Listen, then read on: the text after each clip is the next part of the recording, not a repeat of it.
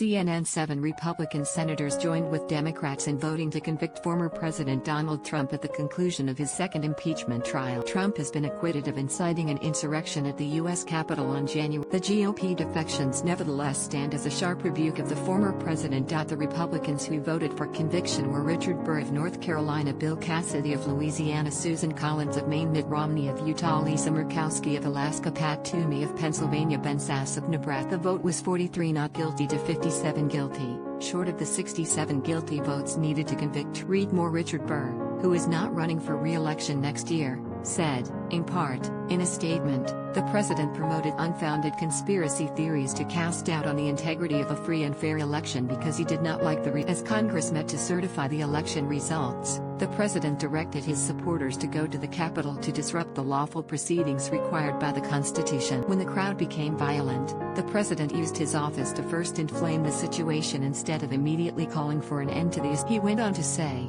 as I said on January 6, the president bears responsibility for these tragic events. The evidence is compelling that President Trump is guilty of inciting an insurrection against a coequal branch of government and that the charge rises to the level of high crimes and misdemeanors. Therefore, I have voted to convict.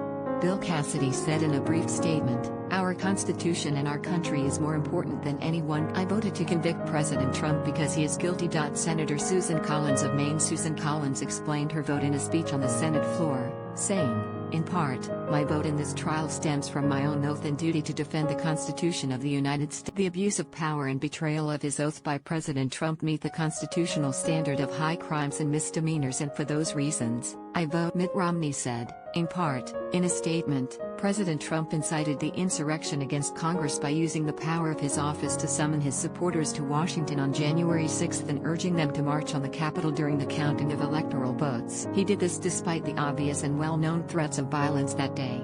President Trump also violated his oath of office by failing to protect the Capitol, the vice president, and other. Ben Sasse said, in part, in a lengthy statement on his vote, on election night 2014, I promised Nebraskans I'd always vote my conscience even if it was against the party. In my first speech here in the Senate in November 2015, I promised to speak out when a president, even of my own party, exceeds his or her. I cannot go back on my word, and Congress cannot lower our standards on such a grave matter, simply because it is politically convenient. I must vote to convict. Murkowski and Toomey did not immediately release statements about their vote. This story has been updated with additional details Saturday.